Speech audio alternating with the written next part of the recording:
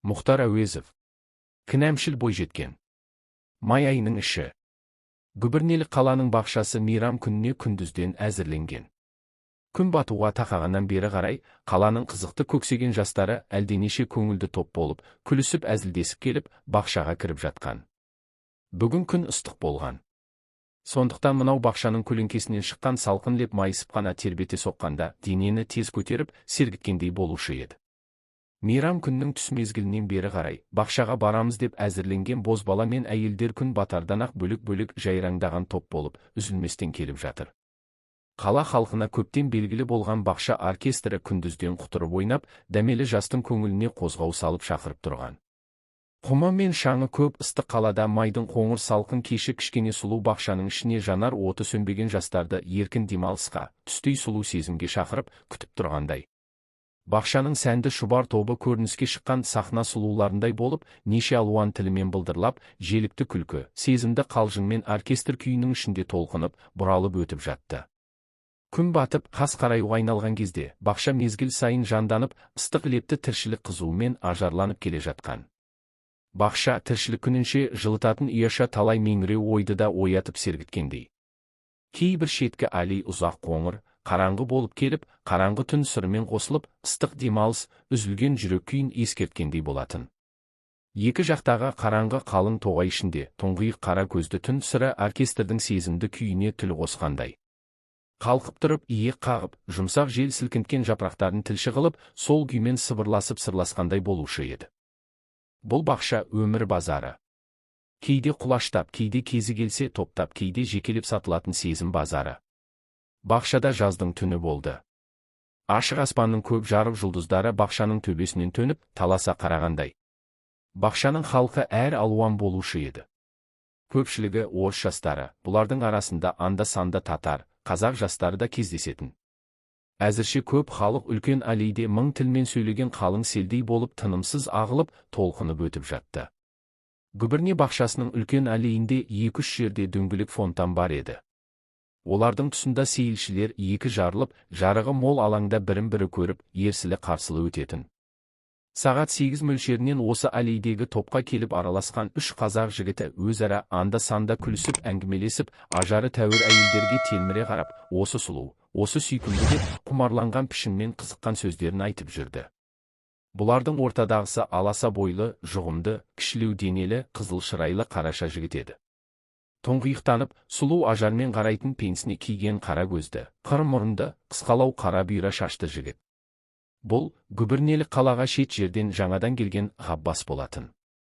Жандағы екі жігіт, соның осы қаладағы бұрын басқа жерде бірге оқыған жолдастары. Бұл қалаға келгеніне көп болмаса да, Ғаббастың өзге таныстары да көбейіп қалып еді. Сол көп таныстың ішінде Ғаббасқа әсіресе әсер берген Ғайша бар. Бүгінгі бақша ішінде сейілде келе жатқанда, Ғаббастың қасындағы бір жолдасы, келуші ме еді? Дегенде, Ғаббас келуін күткен кісідей, сөзіне жетсе келмекші еді, қайта ойланса өзі біледі. Деп күлген болатын. Ғайша мен Ғаббастың танысқанына аз уақыт болып еді, бірақ гүбірнелік қаланың соңғы кездерінде болған сауықтары мен тағы бір екі жерде қонақта болған жиылыста бұл екеуі бір-біріне қайта-қайта ұшырай берген. Ғайша гүбірнелік қаладағы қазақтың тәуір қызы болады. Ғаббас қазақтың басқа облыстан келген тәуір жігіті. Бұлар бір-бірінің атын бұрында естіген екен. Оның үстіне екеуі де балалық, бұйығылық шақтан өткен. Сондықтан екеуіне де жақындап сөйлесіп, ұзақ әңгімелесіп, жеңіл түрде қалжыңдасуға да көп қиыншылық болмаған. Бүгінгі кештің алдында бұлардың ақырғы көрісуі алдыңғы өткен түнде Татар театрында болған. Сол кеште Ғаббас көп төселген дағды бойынша ептеп шырға тартқанда, Ғайша қарындас аса көп сыр білдірмесе де, созалаңдап, әнтек иіліп келе жатқан тәрізденіп еді. Сондықтан Ғайшамен қоштасып, айырылар жерде жас жігіт, жақында үйден шықпақ ниетің бар ма? Жоқ әлде бүгінгі сауық тойдырды ма? Деп күлімсіреп сұрағанда, бұл өзі көрісейік деген сөзді айтпаған кісі сияқтанып, шын ниетін ішіне бүгіп отырған болып сөйлеп еді. Ғайша да ол сөздің түбірін байқамаған кісіше, жазғы тұрымғы уақыт қой, үнемі сарылып үйде отыра беру ауырырақ тиеді. Оның үстіне ертең бақшада жақсы сейіл болмақшы дейді, соған барармын. Деген. Ғаббас бақшада сейіл болатынын бұрын естімесе де, мен де соған бармақшы едім. Олай болса ертең кездесерміз деп еді. Ғайша үндемей ырзалық білдіргендей болды. Әзірге тұспал сөзбен, емеурінмен оғысқан жастар осы сөзбен бірін-бірі ертеңгі бақшада көретіндеріне нық сеніп айырылысқан болатын. Бүгін Ғаббастың бақшаға келудегі мақсаты сол Ғайшаны кездестіру еді.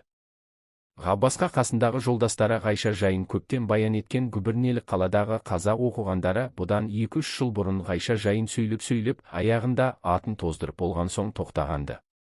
Қазақтан шыққан бірен-саран әйелдің жеріне жетпей тоқтамайтын ел аузы Ғайшаның басына өз бағасын алдақашан беріп болып, нық байлауын жасаған.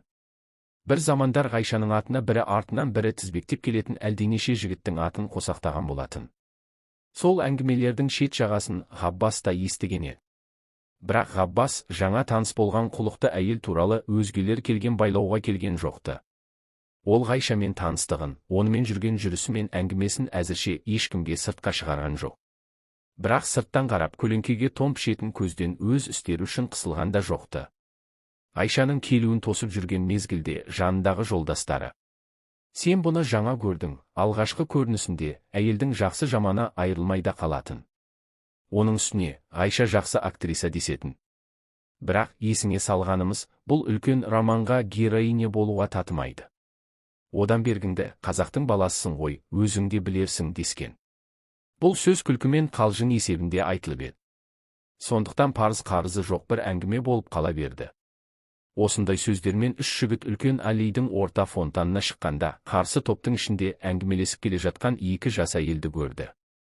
Бұның бірі Ғайша, екіншісі соның жолдасы татар қызы Мәдина Тоташ еді. Ғаббасты екі жағындағы жолдасы да түртіп қалды. Бір-бірін алыстан көрген жастар көріскен жерден алыста болса бас иісіп амандасып, біріне бірі қарсы жүрді. Жастар жақындасып келіп амандасып, енді жүруге айналғанда бесеуі бірдей қатар жүру қалың кісі келе жатқан аллейде ыңғайсыз, икемсіз болды. Ғаббас пен Ғайша екеуі бір бөлініп, ана екі жігіт Мәдина Тоташпен бірге қалды. Алғашқы жерден-ақ кешегі жақынырақ таныс болып қалған қалыпқа екі жас оңай келе кетті. Әбден үйір болыспаған адамдарда мұндай кездескен уақытта ең болмаса бас кезінде тосаңдық болушы еді. Ғаббас пен Ғайша ол хәлді жазып жіберді. Алғашқы сөзден-ақ бұлар күлісіп, дамылсыз әңгімеге кірісіп кетті. Ғаббастың алғашқы сөзі: «Бақшаға кешеңдеп келдіңіз, әлде бұрынғы келулер жалықтырған ба? Екі ойлы болып барып келгеннен амансыз ба?» деді.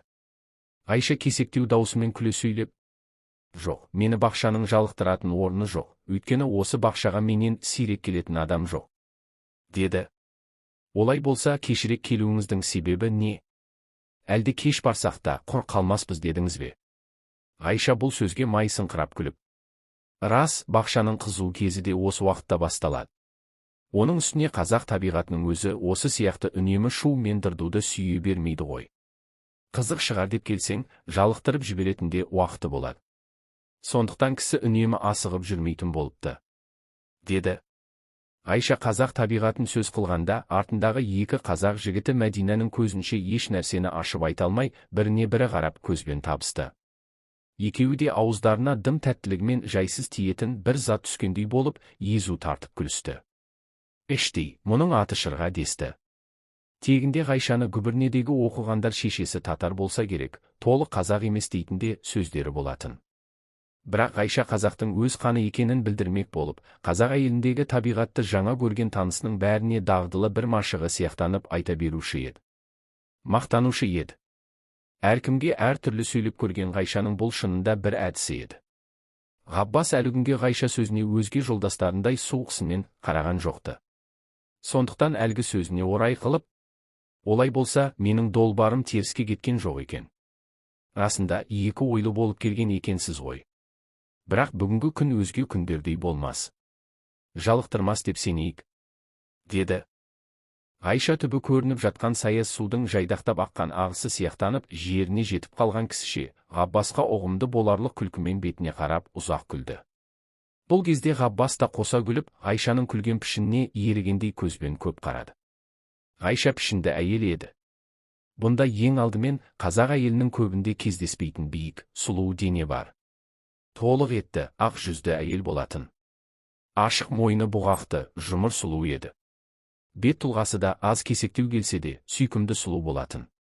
Көзі қой көздеу, бұйраланған қара шашты еді.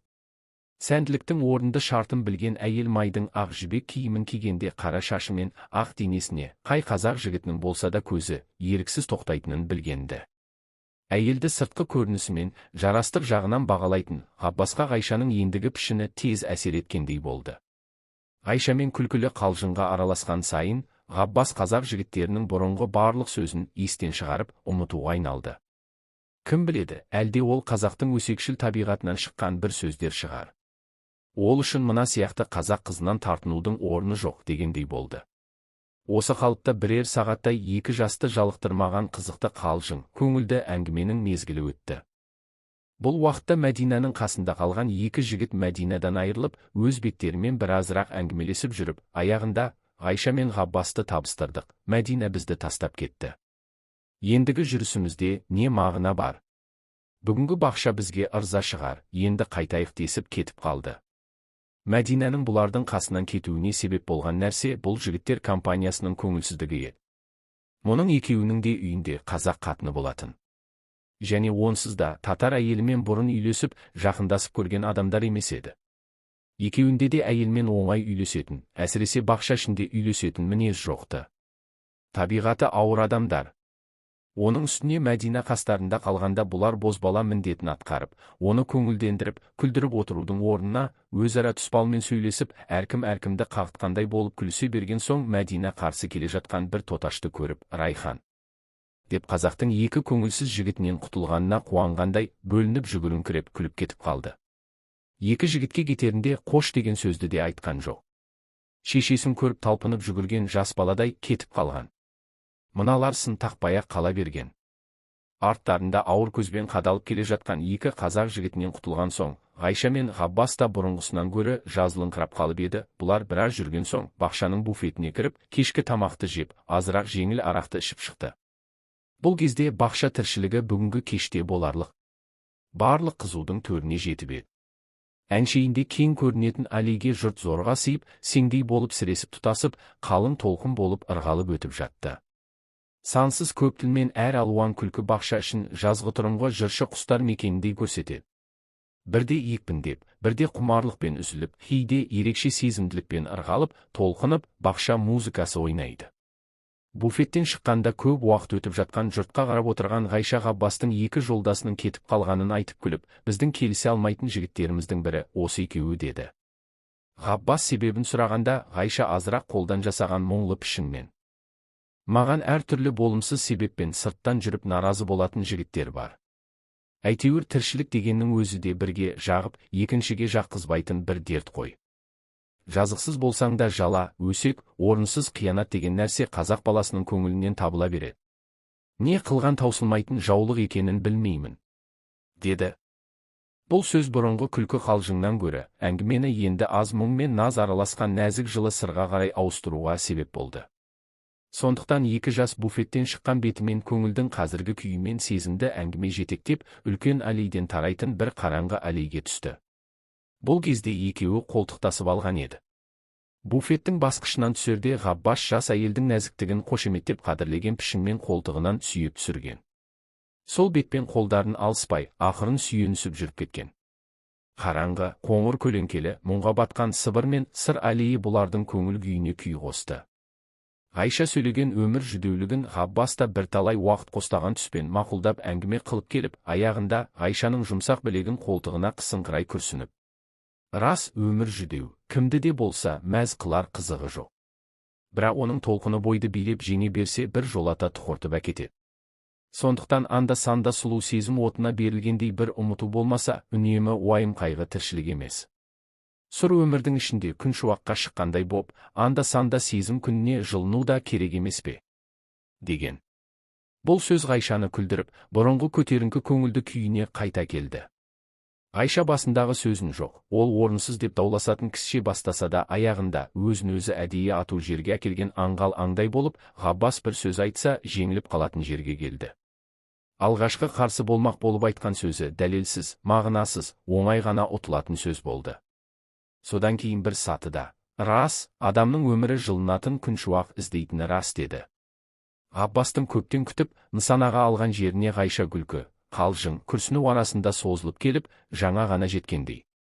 Жас жігіт енді бір қараңғы тоғайдың түбіне келіп тоқтап, Ғайшаның екі қолын көтеріңкіреп ұстап, қарсы алдында тұрып, көптен дайындаған анық тілек, шын мақсатын айтты. Басы мен аяғы анықтап дәлелді болып құралмаса да, анда-санда арасында шешен сөздер араласып келіп, шын сезімнің тілі сияқты айтылды. Аз дірілдеңкіреген дауыспен бірге, буынды алған ыстық сезім лебі де білінгендей болды. Жазушы жігіт өз сөзіне, бір минутке болса да, шыным деп сенген жүрекпен сөйледі. Даусына діріл кірді. Ол ішкі сырын сүйемін, құмармын, тілегім, үмітім деген сияқты ыстық сезім тілімен бітірді. Сол сөздер Ғайшаны өзгертер, толқынтар деген сеніммен айтылған. Ғайша бірталай нәзік сөзді естісе де, бұрынғы қалпынан көп өзгермеді. Ғаббаста да бұрынғы көп естіген сөздерінің бірін ғана қайта естігендей болып, тағы күлді. Бірақ ендігі күлкісі, олай болса, несі бар, бөгет не? Деген сияқты.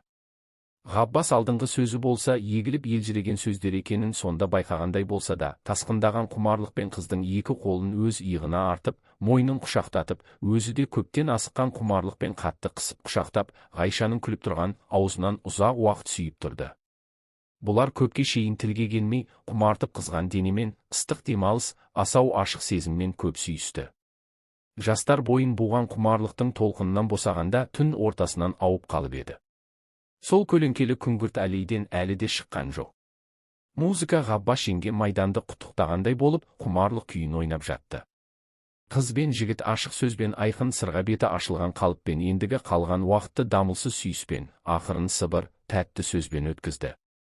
Бұлар бұрынғы перделеп, бүркеп сөйлейтін сөздің бәрін енді атын атап, ашық сөйлеседі.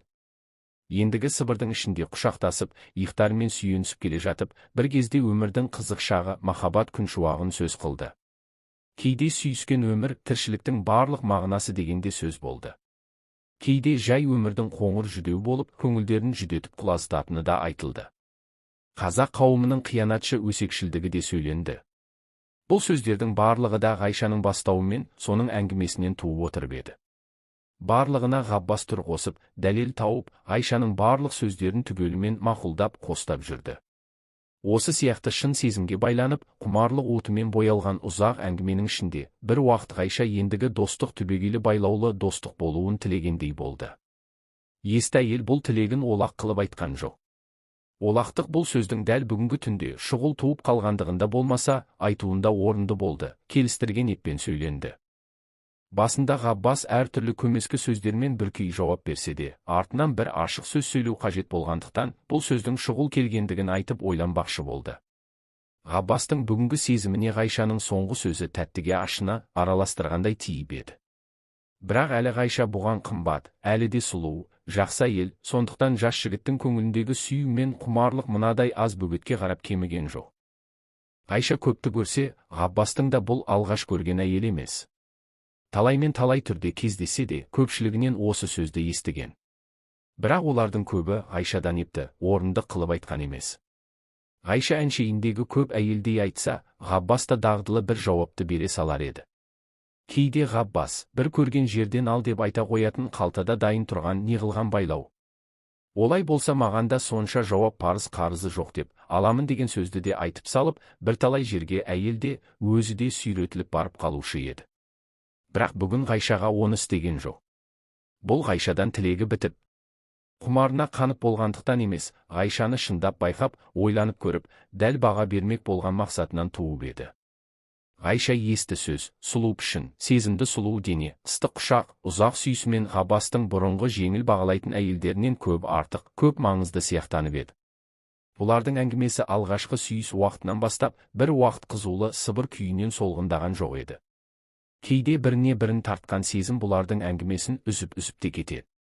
Онда жас жігіт қыздың бет аузы мен көзінен сүйгенді қанағат қылмай, барлық толық сұлу денесін құмар құшақпен сипай қысып, ашық мойны кеудесінен, білегінен де жабысып, ұзақ-ұзақ күйдіре сүюші еді.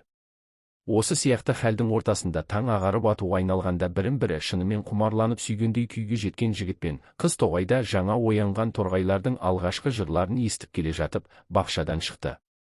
Таңның ақырындап соққан салқын желі бар еді. Жібек киімнің етегімен бұралып ойнап келеді. Кейде алдынан қарсы келген жел Ғайшаның толық жұмыр кеудесі мен сұлу етті сандарын жіктендіріп, білгізіп қояды. Бұл Ғаббастың көзіне ілінбей қалған жоқ. Ғайшаны жұмыр белінен қысып құшақтап, жүрісіне бөгет қылып тоқтатыңқырап келіп, бір тілек айтты. Жастар Ғайша тұратын үйдің алдына келіп қоштасуға айналғанда, екеуі де бүгінгі түнге толық ырза болған пішінмен ертең осы үйде көріспекші болып айырылып еді. Арада 5 күн өтті.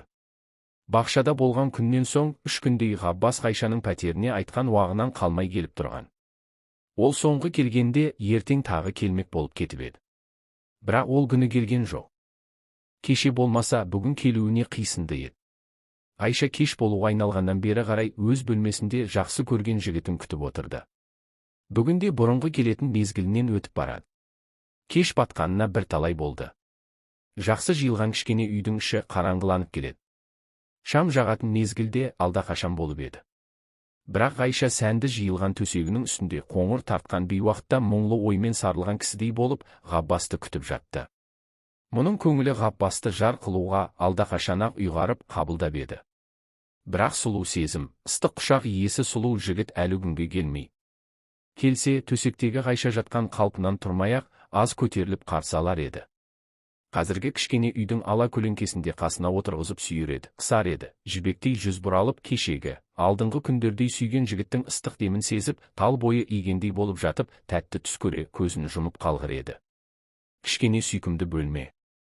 Қыздың төсегі. Ала көлеңке кеш. Сүйгенін күтіп сарылғандықтан жастығын құшақтап жатқан қыз. Жұмсақ ақ дене. Толқынды қара шаш мынау.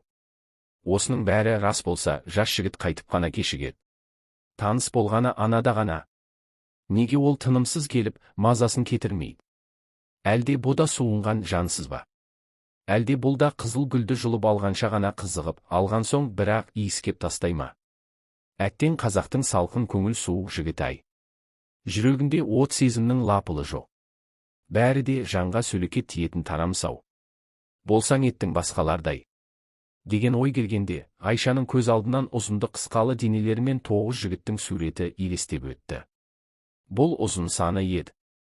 Бұлардың ішінде естен қалмастай қымбаттары да бар. Басында Ғайшаға екеу-үшеудің суреті таласа келді. Өткен күннің елесі қазіргі көңілін әбден жеңіп болмаған жас әйел қайсысына тоқтарын анықтап таңдай алмай тұрғанда, олардың бәрін кейін шегергендей болып, бір салқын ой келді. Ол ой әлде сол күні сұмдығымнан ба? Солар үшін бұл күйге ұшырадым ғой. Әйтпесе қазақтың талай қара қызы теңін тауып кетіп жатыр. Мен әрі оқығанмын, әрі бәрінен артықпын. Неге әлі күнге менде күйеу жоқ? Өң ескіріп барады. Жылдан жылға өтіп келеді. Алдақашан мен үй иесі болуым керек. Мен қартаймақпын ба? Кәрі қыз болам ба? Дегенде Ғайша бұл ойдың пішінінен шошып кеткендей болды. Көзінің алдына бетіне әжім түскен, екі жағы солған. Шашына ақ кірген, кейбір тістері кетиген, туғаннан шашының ағына шейін қорап, жалғыз өзі сүйретіліп келе жатқан кәп далада, елсізде құлазыған моладай жалғыздық көрінді. Ғайша бұл ойға тегінде бүйтіп көп тереңдеп бара алмаушы еді. Өзін аяйтын. Сондықтан қазіргі жүдеу көңілді үдетпей басып тастап, бұрынғы кездерде көңілін тербеткен адамдарға қарай ойын жылжытып ауып кетті. Әуелі ең алғашқысы. Ол кезде Ғайша гимназияның 3-ші я 4-ші класында еді. Жасы 14-15 шамасында болатын. Онда бүгінгіден әлдеқайда сұлу, әлдеқайда ажарлы еді. Жас жүректің қомағайлығымен өмір сусынын қана жұта алмай, асығып діріл қағып, алдынан белгісіз қызық күтетін. Ондағы қиялы мен бітімсіз зор тілегі келешектегі күндерден ертегінің алтынды сарайларын, күміс бәйтерек, күміс бұлақтарын тілейтін. Сұлулығы жаздыгүнгі сағымдай, алтын айдарлы жақсы жарды ойы суреттеуші. Ғайшаның ондағы сұлу жүзімен жас денесінің уыздай аппақ, толық, нәзік көріктілігі өмірдің болымсыз аз сыйына қанағаттанбайтын сияқты. Ол күнде ақ жүзінде махаббат күн шуағындай болып, қызулы тіршілік белгісін білдіріп, қызыл қан ойнайтын. Тұрған пәтері бай татардың үйі еді. Ғайша тұрған үйде ол үйдің жақыны татардың бір бала жігіті болатын. Оның жасы 16-17-де. Ол да гимназияда оқиды, жасына қарай Ғайшадан бірер класс ілгері болатын.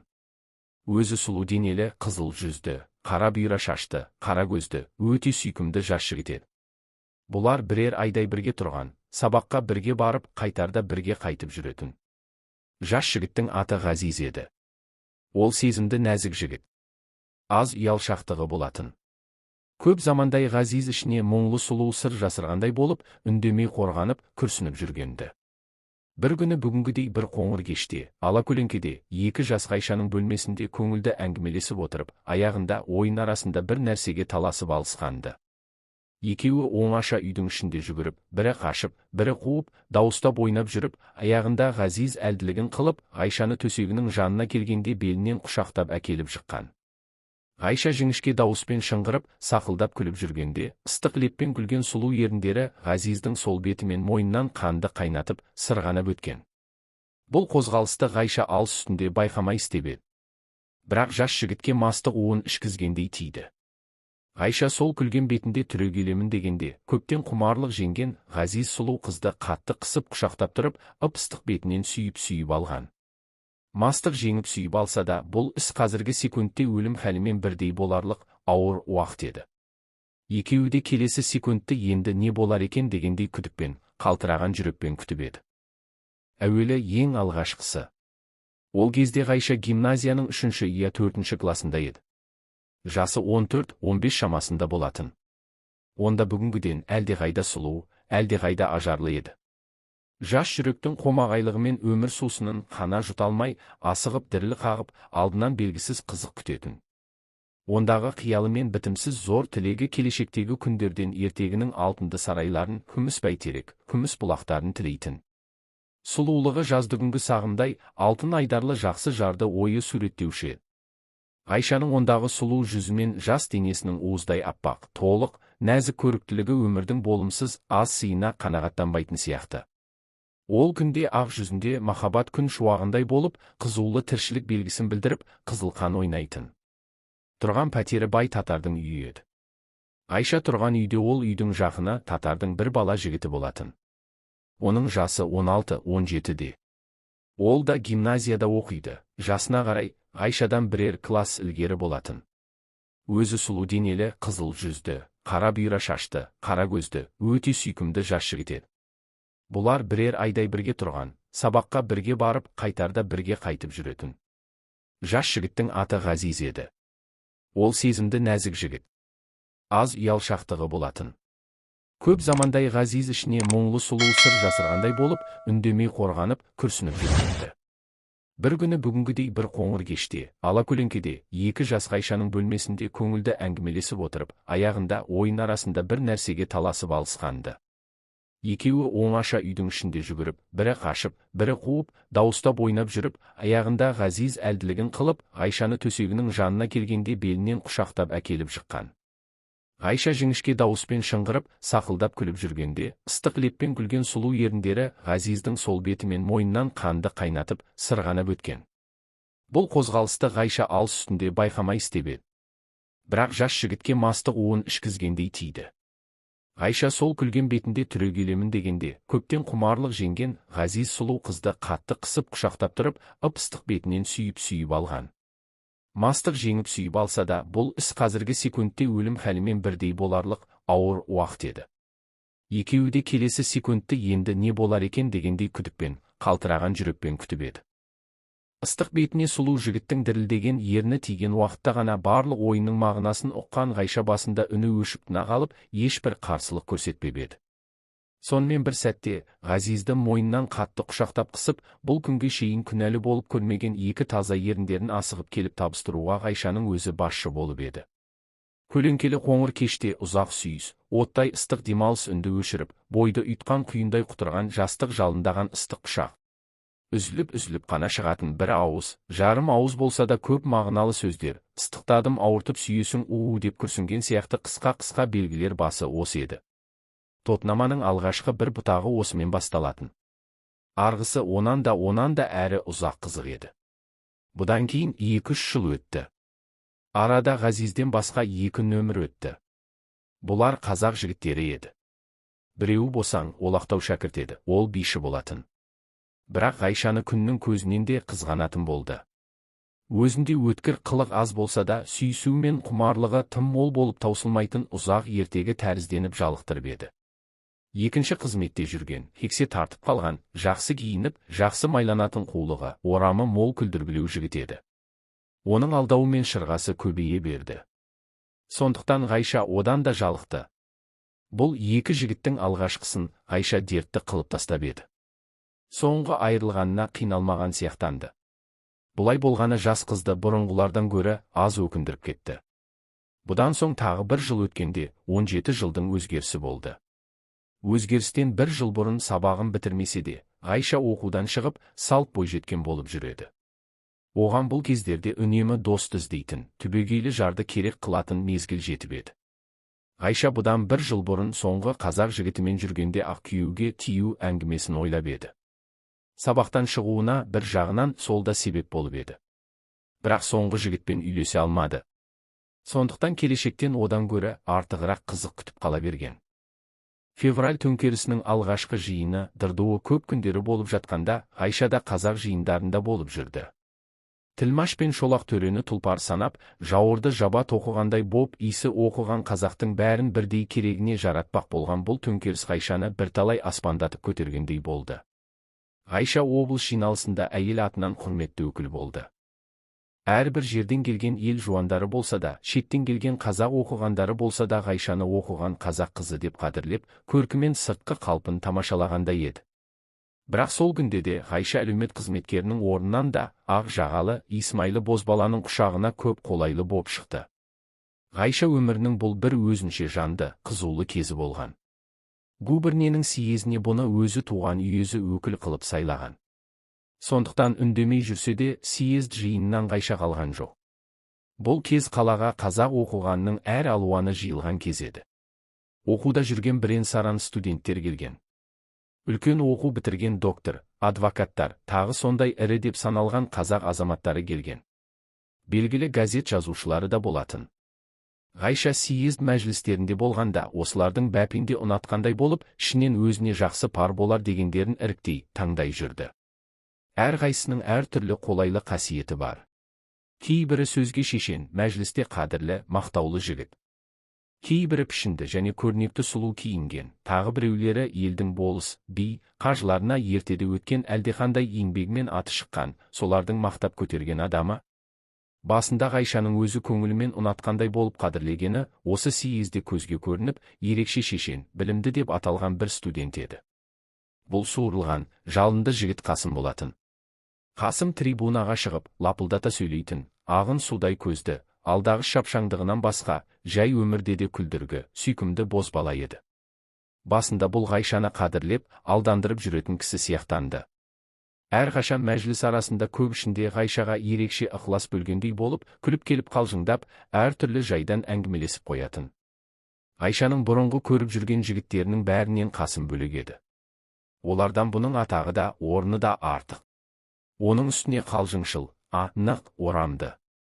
Жас қыздың өз көңілінде қиял қылғандай болып жүретін, өнерлі қауымның бір ірі адамы сияқтанып еді. Сондықтан Ғайша менің іздегенім осы шығар деп, бұған жабыса жақындасып еді. Қасым аға деп өзгеден бөлек қадірлегендей болып, әрқашан Қасым сөйлеген сөзді өзгенің бар сөзінен орынды, дәлелді көріп, дауысқа салған даулы сөз болса да, соның жобасын қуаттап, Қасымның әсерімен бірталай жерге шейін әлеумет жұмысының ағымына да төселіп қалғандай болып еді. Бірақ Қасымның бұған жақындаған қалжыңымен әңгімесі ұзаққа бармайтын сияқтанды. Ең алдымен оның алмақ болып жүрген қалыңдығы бар болып шықты. Оның үстіне Ғайша күннен күн өткен сайын әншейін жолдастық жүрістен гөрі істі ұлғайтып, Қасымның бауырына кіріп бара жатқан сияқтанды. Бұл Ғайшаның еркекке ең алғашқы рет өзі жабысып көргеннің басы еді. Онысы ақырында жолсыз талап болды. Аздан соң Қасым өз бетімен кетті. Ғайша үзілген үмітпен аз уақыт ыңғайсыздау халде жүріп барып, артынан тез оңалды. Үміт көзі екінші, үшінші қатардағы жігіттерге қарай ауысты. Олардан да көңіл сусыны қана алған жоқ. Сонымен өзгерістің алғашқы бір жылы өтті.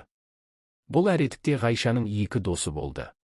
Біреуі жасы 35 шамасына келген, үлкен оқыған жігіт еді.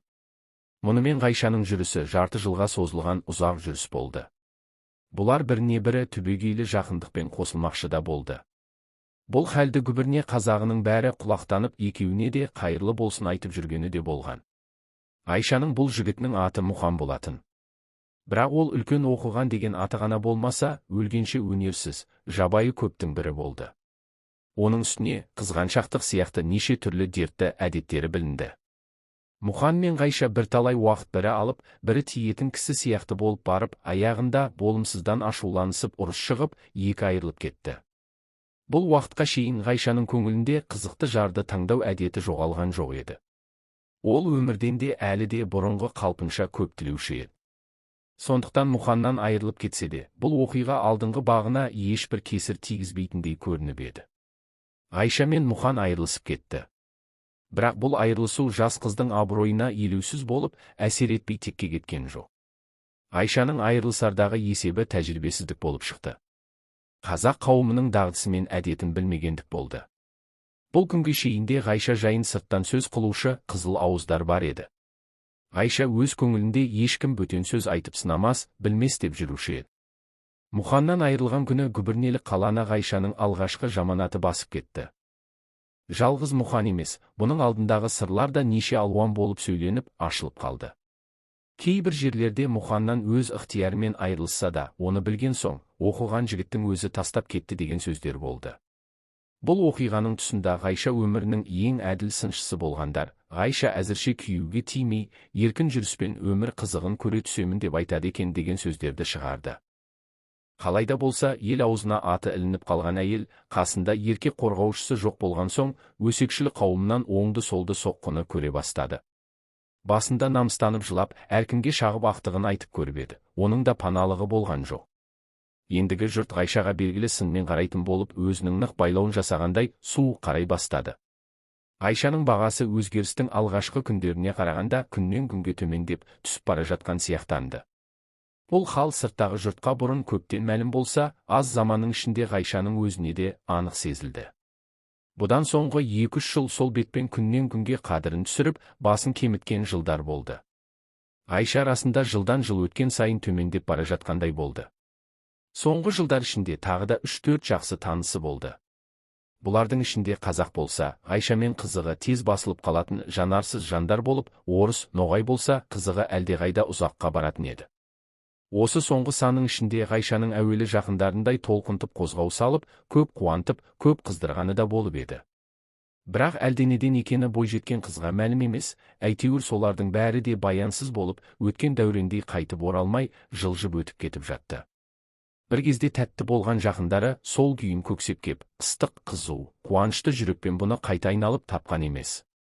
Бүгінгі қоңыр кеште сол өткен күннің әр түрлі шағын есіне алып, мезгілі кеткен дәуреннің қызыл-жасылды суреттерін аралап жатқанда, Ғайшаның көңілі соңғы санның ішіндегі бір адамға тоқтады.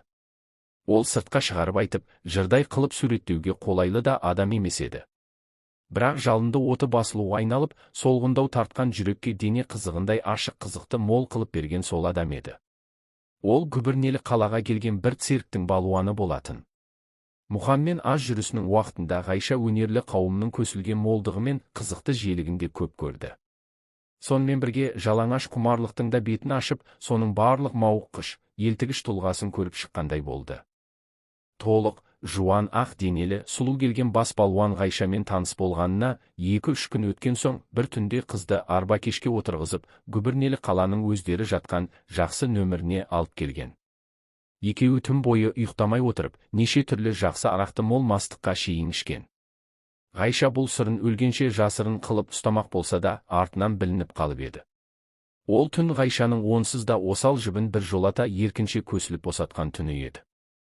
Ол цирк ойыншыларының баяғыдан танысы болып, бірге болып ойнап келе жатқан қыздарындай ашылып кетті. Мас балуанның жұрттан бөлек денесімен, өскелең қылықтарының бәрі де бұрын нәзіксініп жүрген қызға елден ерекше бір қызық сияқтанды. Алып денелі балуан өзі де жалаңаштанып алып, мұны да еркіне қоймай, ойнап күліп жүріп жалаңаштап, екі қолына кішкене балаша көтеріп алып қысып, сүйіп, ойына келгенін істеп, жүгіріп ойнап жүрген уақытта Ғайша бұрын өзі көрмеген үлкен сұлу аңмен таңсықты қылып, еркелеп ойнап жүргендей болып еді. Ол түндер асау мастық жалаңаш құмарлықты мейлінше қандырған бір түнде болып еді. Өзге көптің ішінде оның да мезгілі өтті. Бұл күнде ол да бір алысқа кеткен шақ болып жоғалды бітті. Ол түндердің арты қазақ қауымы жағынан Ғайшаға тағы да теңіз толқынындай үлкен соққындарды алып келді. Бұл нөмірдің арты Ғайшаны ел көзінде бір жолата басып төмендетіп тастағандай болды. Ол қызығы үшін Ғайша өзгені қойып, өзінше жүретін баста таныс әйелдерінен де көп ренжітерлік сөз естіді. Кейбір қазақ жігіттері елде жоқ қаталдықпен Ғайшаның қылығын бетіне айтып, ұялтуға айналды. Сондықтан ол соңғы қылығының ізін бастыру үшін бір үйізді қалаға кетіп қалып, бір жылдан аса сонда жүріп еді. Бұл уақытта күйеусіз тіршіліктің күні қараң екеніне әбден көзі жетті. Өзінше көп ойланып, көп толғанған кісі сияқтанды. Сондықтан енді күйеу дегенді ерекше дерттілікпен іздейтін күнге жетіп еді. Бұл замандағы Ғайшаның күндіз түні ойлайтын бар арманы, бар айтысы сол еді. Сонымен көк етікті кез келмей, көн етіктіні көзге ілмей жүрген хал Ғайшаның басына бүгіннен көп бұрын туып еді. Қайда барса да бір басын өткізе алмағандай, барлық адам баласының қауымында жалғыз басы сыртқа қағылып, керексіз болып қалған адамдай еді. Гүбірнелі қаладан екінші үйізге кетіп бірталай уақыт өткізгенде, Ғайша осы хәлдің ауырлығы мен қайғылы жүдеулігін көп сарылып ойлап шыққан. Енді көкейді тескен арманға жету үшін, бұрынғы өзгемен тең бағалы болған дәуренді қайта табу керек. Гүбірнелі қалаға барып жаңғырып келген кісі болып, бұрынғы қалыптан өзгергенін білдіру керек. Кім біледі, әлде бақыт жүзі бұғанда қайтадан бір бұрылар. Ағарып жүдеп атқан таңдай, қызарып балқып батқан алтын шапақтай бұрынғыша тәтті сұлу жыр, қалғытатын ертегідей болмаса да, екінші түстегі бір қызық шақ қайтадан оралар. Осы сияқты үміттермен Ғайшаның Гүбірнелі қалаға келгеніне 3 ай болып еді. Гүбірнелі қала басында үндемей, жыбырламай, сынау үшін іштен тынған жандай болып, Ғайшаны жақсы момын пішінмен қарсы алды. Ғайшаның да енді Гүбірнелі қалаға келген әркімге өзінің ендігі жайын сездіріп, түзелгенін білдіргісі келді. Сондықтан да ол сауық кештерде қазақ сахнасына 2-3 рет шығып көрді. Ғайша ойыншы жастарға бастық бола жүріп, ағарту жолына қызмет ете жүріп, мүмкін болғанынша қызы жақсы болып шығатын пьесаларды таңдап қоятын. Неғұрлым қызының рөлі ұзынырақ болып, нәзік сезімді қыз героиня болып шығатын пьеса болса, соны жақсы деп есептеп, қазақ жиынына соларды қойып, өзі бас героиня болып 2-3 жол ойнап шықты. Ғайша сахнаға шығарда киімді пьесаның шартынан сонағұрлым артық киіп, грим бояуларын да баса жаққызатын. 2-3 рет ойын болды. Ғайшаға әркім босаң сөзбен рахмет айтады. Бірақ олы өзгеріс сезілмегендей көп білінбейді. Әттең, қазақ қауымы тұнық күні болмайтын лай су ғой, әйтпесе, тым болмаса өнерге басып, серпілмес пе еді. Ғайша бұл жолы бұл қалада бойын тартып, дәл ұстаған болып жүрді. Ешкіммен жалпылдап ойнап кеткен жоқ. Бұрынғыша көзге түсіп жарқылдап, әлдекіммен көп күліскен де жоқ. Бірақ сонда да Гүбірнелі қала жігіттен жұтағандай.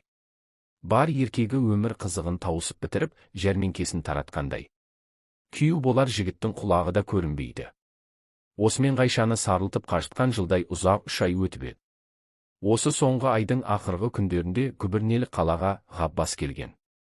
Бұрын атын естіп жүрген Ғаббасты өзі тұрған қалаға келді дегенде, Ғайша соңғы тәуір ойналған сауық кешінің өтіп кеткеніне өкініп еді. Бірақ ол өтіп кетті. Енді тағы бірдеме ойнатуға қазақ артистерінің құралуы қиын. Сонымен жүргенде Ғаббаспен таныста болып, барынша жақындасып, бүгінгі кештегі халге келіп еді. Енді Ғаббас қалай болса, Ғайшаның қазақ жігітіне жасаған ақырғы шабуылы. Бұрынғы жақсы иісті, саялы көп бұтаққа қонақтамай келгендігі ақырғы қонысы осы болу керек. Ғаббас та тұрақтамай ескі дағдыша жылжып кетсе, Ғайшаның тағы да тауы шағылғаны. Ақырғы жігер, ақырғы жанды үміттің үзіліп, өшіп сөнгені. Сондықтан бұған бойда қалған өнерді салу керек еді. Осыны Ғаббастың келгенінен бері қарай 100 қайтара ойлап шыққан Ғайша кешегі күн сүйген жігітіне хат жазып жіберіп еді. Хатты Ғаббас алған. Бұл қағазда Ғайша жүрегінің қайғысымен өз өмірінің өкінішті арманын түгендеп тізіп жазып еді. Ғайша хатындағы өз өмірінің жүдеулігін, өз басының сүйеу көрмеген жалғыздығын айтқан жерлері шын өкінген жүрекпен жазылған сөз еді. Бірақ соның арасында мағынасыз өмірдің жұлдызы, махаббаттың көптен шөлдеп тапқан жалғыз суаты Ғаббас болып, онсыз тіршілік қанағат емес болып, жазылған сөздері машық болып кеткен дағдылы өтірік еді. Әсіресе орынсыз кеткен Татьянаның Онегинге айтқан. Шыныңды айт, кімсің тербеткен? Ембісің сақтаушы? Әлде азғырып әуре еткен? Жаумысың теуіп таптаушы? Шеш көңілімнің жұмбағын. Әлде бәрі алданыш. Жас жүрек жайып саусағын. Талпынған шығар айғалыс. Деген сөздері еді. Бұл жерге келгенде өлеусіреген жүрекпен ақырын ғана ие қағудың орнына Ғаббас хатты бір жолдасына лақтырын тастап, сақылдап күліп еді. Бұл сұлу жыр мына жерде сиырға ер тоқым ерттегендей үйлеспейтін, жадағай күй болып сезіліп еді. Ғайша бұл хатына жауап алған жоқты. Келем деген хабарын да ала алған жоқ. Сондықтан сеністен айырылып қалған көңілі кейде келуіне сенсе де, кейде сене алмай дал болып қобалжып қояды. Шыдамы таусылып, қайрат біткен әлсіздіктен кейде жастықты бауырына басып қатты құшақтайды. Бұл уақытта үйдің ішінен ала көлеңке кетіп, қараңғы болып еді. Түн болып қалған екен. Ғайша күрсініп, енді түрегеліп, от жағайын деген уақытта үйіне жақындап келе жатқан аяқ дыбысы естілді. Ғайша төсегіне қайта шалқайып, жастыққа басы тигенде есік ашылды. Қараңғы бөлмеден қомағай көз қадала қарағанда, жалғыз келген жігіттің ақ жағасын көріп, жүрегі лүпілдеп соғып кетті. Бұл жаңылған жоқ еді. Келген Ғаббас екен. Ол қараңғы бөлмеге кіріп, біраз аңырып қалғанда Ғайша төсегінен аз көтеріліп: «Әйтеуір келдің ау», деп күрсінді. Ғаббас Ғайшаның барына қуанғандай болып: «Ғайшамысың, барсың ба?» деп есікке қайта айналып бөгеліп: «Ғайша, есік жабуға рұқсат па?» деді. Қыз бұл сөздің артындағы бар мағынаны ұғып, намыстанып күйгендей болып: «Неге? Не себепті?» деді. Жігіт сасқан жоқ. «Салмақпен. Екеуміз бірдей бармыз, бізге үшінші кісінің керегі жоқ. Сондықтан жауып қоймасам», деп жауап күтіп тұрды. «Ғайша, оның бер жағында не дегелі тұрғаның мәлім ғой. Маған жалғыз сол мақсатпен келгенше келмесең етті», деді. Бұл сөздің ішінде шынымен күйгеннің де, наздың да белгісі бар еді. Бірақ Ғаббас Ғайшаның басына сенген көңілмен жауап бермей-ақ, есіктің шаппасын іліп алып, Ғайшаның қасына келді. Келген жерден Ғайшаға «Тұрма, жат», деп қойып, өзі сыртқы киімін тастап, бірге жатып қалды. Әртүрлі қысқа-қысқа сөз болып, құмартқан құшақ, ыстық демалыстың ішінде бірталай уақыт өткен соң, келелі әңгіме басталды. Бұл әңгімеге келгенде Ғайшаның даусы да өзгеріп, сөйлер сөзі де шын сияқтанып көбейіп кетіп еді. Ол Ғаббастан көптен күткен жауабын тіледі. Кешегі жазылған хат, оның алдында әлденеше рет айтылған сөз, бос айта салған нәрсе емес. Оның тиісті жауабы болуға керек еді. Бұл орынды тілек, шын әңгіме еді. Әсіресе ішінде сол дерттен тыным алғызбайтын жалынды шоқ жатқанда, Ғайшаның сөз қылуы әбден дұрыс емес пе? Сондықтан әр нәрсеге алаңдап, мына сөздің желісін бұза берген Ғаббасқа ол қадала сөйлеп: «Неге байладың? Маған не айтасың?» деген сұрақты ашық қойды. Ғаббас басын қасыды. Сорына келгенде, ол бұл әңгімені ойланамын десе де, әлі тіпті де ойланған жоқ еді. Ол тегінде алу-алмау әңгімесін ойламақшы да емес еді. Ғайшаға не жауап беріп, осы хәлді соза тұру керек, қадалғыш қызды не дәлелмен бөгей тұруға болар еді. Соны да ойлаған жоқ еді. Сонда да қарманып көріп, бұрыннан қиналып жүрген кісіше күрсініп алып: «Ғайшажан, мен осы сауалға жауап беруге тіпті әлсізбін. Әлсіздігім, сенің басыңды біле алмай, екі ойлы болуда емес, өз өмірімнің бір шешілмеген түйіні болғандықтан. Өзіңе белгілі, менің қырдан алған қатыным бар. Мен әлі оны тастаған жоқпын», деп жүдеген қайғылы пішінмен бірталай өзінше дәмді себептерді айтып шықты. Бұның да айтқан сөзі ұзақ еді. Бірақ Ғайшаға бұл сөздің шын емес екендігі белгілі болатын. Өйткені Ғаббас осы жолы қазақ қатынын тастап келді деген хабарды да астыртын естіп еді. Сондықтан Ғайша жігіт жауабына қанағаттанған жоқ.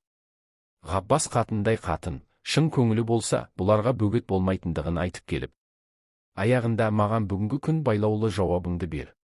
Бөгет қатынымда десең, тіпті содан айырылған күнде мендікпін десең де тоқтаймын», деді.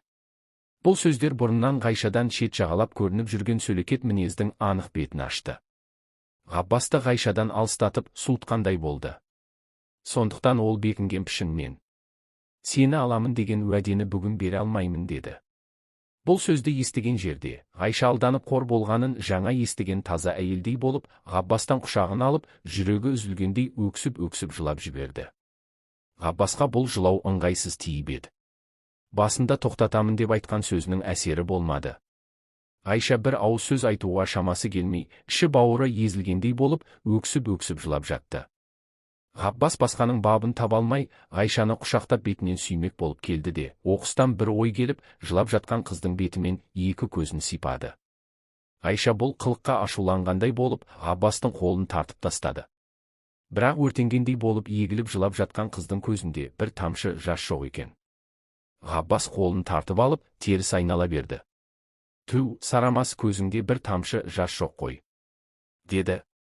Айшаның өзі өз болып, жаман ұсталған жері осы еді. Ол даусы қолдан жасағандай өзгеріп: «Мен жылағанда көзімнен жас шықпайтын әдетім», деді. Ғаббас тұрып, киініп жатып: «Ас айтасың, қайғың үлкен болғасын сөйтесің ғой», деді. Бұдан әрі екеуінде де сөз болған жоқ. Жас жігіт киініп болған соң қош деп шығып кетті. Не дерін білмей, төсегіне жабысып, тас болып қатқан қалпында Ғайша қала берді. Ғаббастың бүгінгі мінездері Ғайшаны әбден торықтырды. Енді Ғаббастың қайта айналып келуі екі талай. Жас жігіт есікті жауып шығып кетіп бара жатқан уақытта Ғайша ішінен ақырғы рет: «Сенен де айырылдым ба, қош», дегендей болып қала берді. Бұл ақырғы үміт болатын. Ең соңғы сенген адамы осы еді. Ғаббас бір жолата Ғайшаны көрмей кетпес-ау. Өз тілегі үшін әлі де талай рет соғар. Бірақ ол енді Ғайшаның тілегіне табылмайтын болды ғой. Оның өз құмарлығы үшін келгені Ғайшаны жұбатуға жарай ма? Ғаббас Ғайшаға ол үшін тіпті аз керек еді. Барлық жүрістің мақсаты ол болатын болса, талай Ғаббас табылуы қиын емес. Ғаббастың бүгінгі кетуі Ғайшаның зор үмітін жоқ қылды ғой. Шынымен-ақ барлық қызық күткен өмірі осындай дал болып, қаңғып қалумен өткені ме? Өмір бойы кімге кездесе де, ылғи тарқап кеткен базардың соңына ілінумен өткені ме? Өмір базарында Ғайшаның сыбағасы ылғи ақырғы перденің, қайғылы хәлдің ойыншысы болып өтуме? Тіршіліктен барлық аларым осы ма? Осы мазақ, осы қорлыққа үнемі көніп, иреніп өткенім бе? Бүйткенше қор болғанша бұл тіршілік жоғақ болсын деп, Ғайша ұшып тұрып, жылдам киініп, өңі қашып, жақын жердегі әптекке келіп, бұрын бір таныс дәрігерден алып қойған рецептпен бір кішкене сауытқа құйған апиын сатып үйіне қайтты. Жолшыбай Ғайша гүбірнелі қаланың көшесіне, барлық тіршілік иелеріне көзімен, көңілімен қоштасып келді. Қазіргі халде тіршілік шынымен-ақ керексіз сияқтанып еді. Үйге келген соң әлі күнге қараңғы болып тұрған бөлмесіне шам жағып, бір-екі хат жазды. Бұның бірін үйіндегі шешесіне арнады. Біреуін қайғылы қысқа сөзбен Ғаббасқа жазды. Көңілі бұл уақытта өлімді оңай көргендей, тіршіліктен қазір-ақ қош деген бір-ақ сөзбен жылжып жүре беретіндей болып еді. Хатты жазып болған соң, кішілеу сауыттың ішіндегі қара түсті уға біраз қарап отырды. Бірақ секундте ішіп салу, көзді жұмып бірақ бекіну. Қазір түбін ағартып жоқ қылу. Содан арғысына Ғайша өлемін деп тіленбей-ақ қояды. Күшті өз жұмысын өзі бітіреді. Әуелі басын айналдырады. Аяғын шалыс басқызып, сенделтеді. Содан әрі сұр өмірге қош деп жығылады. Ар жағы мәңгі ұйқы, мәңгі жоқтық. Артындағы ел Ғайшаның жүрегінде қандай дерттің жүргенін, бұның басы қаншалық қайғылы, мұңлы екенін сонда ғана біледі. Өкініп басын шайқап, таңдайын қағады. Асылдың қадірін білмеппіз-ау, деп қынжылады. Сөйте ме? Жоқ, әлде бұл жерде де бірдеме деп, өлген жүзіне қарап тұрып күлеме? Жарайды, не болса да деп удың аузын ашып, қолына алып, аузына көтеріп алып келді. Ақырғы рет айнасына қарап тұрып ішпекші болды. Айша айнаның алдында келгенде, стол айнасының екі жағында тұрған белгілі балуан мен Ғазиздің суретіне көзі түсті. Оларға да оймен қош деп, балуанның жуан сандарына көзінің қырымен қарап тұрып, ол сауытын аузына келіп төңкеріп қалды. Апиын иегінің үстінен жерге сырылдап тамып жатты. Ғайша сауыттың түбі ағарғанша төңкеріп тұрып, бар у біткен жерде сауытты жерге бір салып сындырып тастап, өзін өзі өлім жазасынан қайтадан азат қылып күрсініп, тиыштық алып отыра кетті. Менің күнәма осы жазада. Жетер. Тәуір-ақ өзімді аямадым ғой. Тіпті шын өлу керек болса, өле алады екем. Жарайды, әзірше бара тұр, Ғайша. Бұл жолы ақталып шықтың, деп бұрынғы қалпында тіршілік күндерін тағы да күтіп қала берді.